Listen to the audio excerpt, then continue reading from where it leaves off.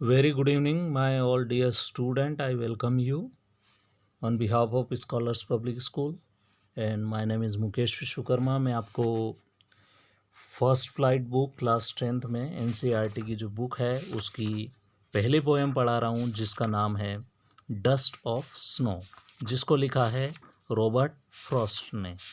आइए स्टूडेंट्स देखते हैं इस पोएम में क्या है. सबसे पहले तो अपन पोएट के बारे में जानेंगे. हम देखेंगे कि पोएट जो हैं उनका नाम क्या है. पोएट का नाम है रॉबर्ट फ्रॉस्ट, जो कि काफ़ी फेमस पोएट हैं अमेरिकन लिटरेचर.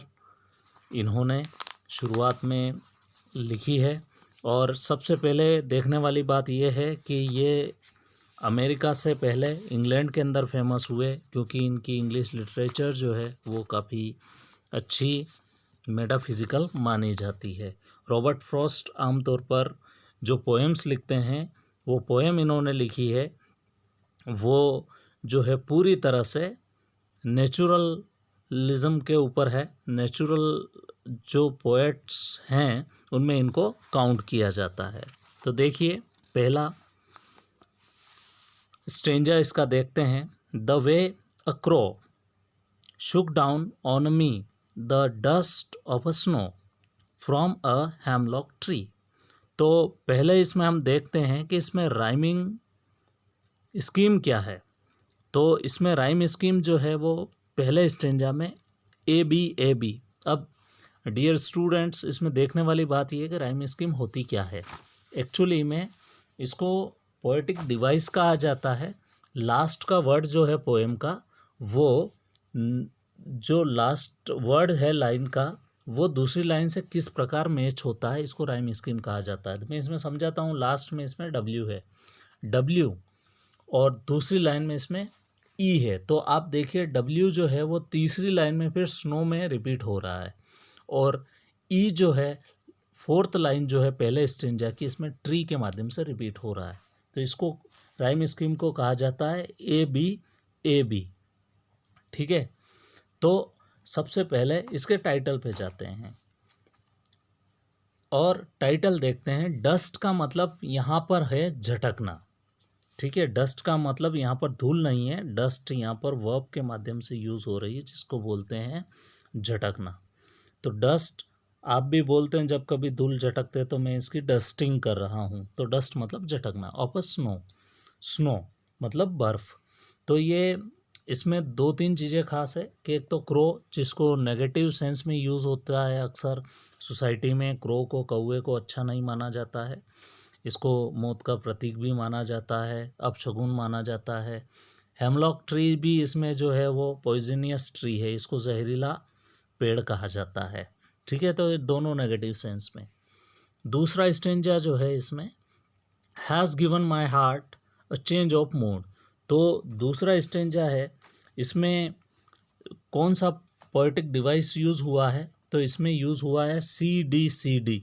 जैसे पहला इसमें सी जो है मतलब दूसरे स्टेंजा का जो दूसरे स्टेंजा की जो पहली लाइन है उसमें लास्ट में देखें आप टी है, और तीसरी लाइन इसकी जो है उसमें भी लास्ट में टी है. तो ये डी जो है सेकेंड लाइन का, वो फोर्थ लाइन में फिर मैच हो रहा है. तो इसको बोलते हैं सी डी. मतलब ए बी सी डी इसकी राइम स्कीम है. ये ध्यान रखिए, क्योंकि पहला डब्ल्यू तीसरी लाइन में रिपीट है, तो ये ए, और दूसरी लाइन में जो ई है वो फोर्थ लाइन में मैच हो रहा है, तो ये हो गया B.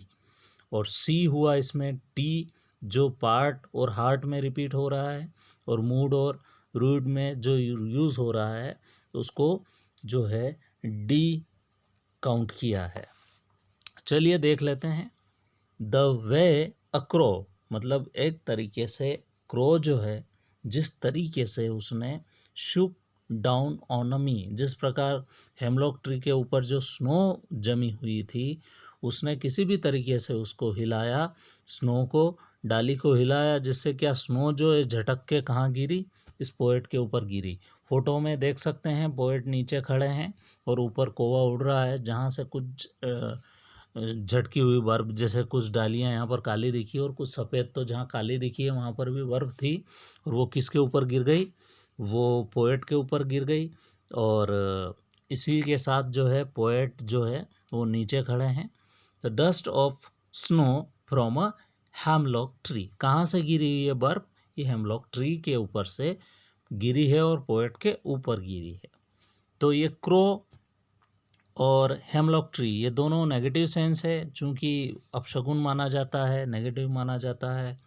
Has given my heart, दूसरा stranger, a change of mood, इससे क्या हुआ, पोएट को जो नेगेटिविटी थी उनके दिमाग में वो पूरी चेंज हो गई है और वो पूरी तरह से पॉजिटिव हो गए हैं, क्योंकि जैसे ही बर्फ़ उनके ऊपर गिरती है तो उनको क्या लगता है, एक्साइटमेंट होता है, एक अच्छी फीलिंग आती है और उनका पूरा मूड जो है वो चेंज हो जाता है। अब यहाँ पर देखने वाली बात है, मूड ख़राब क्यों हुआ था, क्योंकि पोएट ने देखा था कि वहाँ क्रो भी है और हेमलॉक ट्री भी है, जिन दोनों को वो पॉजिटिव अप्रोच के साथ में नहीं देखते थे, इसलिए इनको मूड को चेंज करने के लिए काफ़ी अच्छा पॉजिटिव सिम्टम्स मिला। And saved some part of a day I had ruined, और यहाँ पर जो पोएट ने बर्बाद कर दिए थे रिग्रेशन में, रूइड का मतलब होता है रिग्रेट कर कर समय को बिताना, पछतावा करना।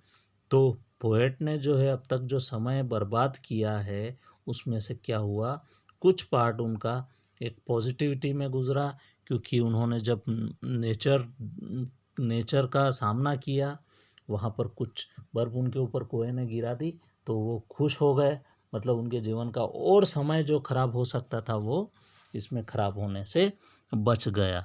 तो ये अपनी रॉबर्ट फ्रॉस्ट की पोएम थी। तो इसमें देखिए, अब इसमें क्या है, सिर्फ पेड़, क्रो और पोएट की बात नहीं है।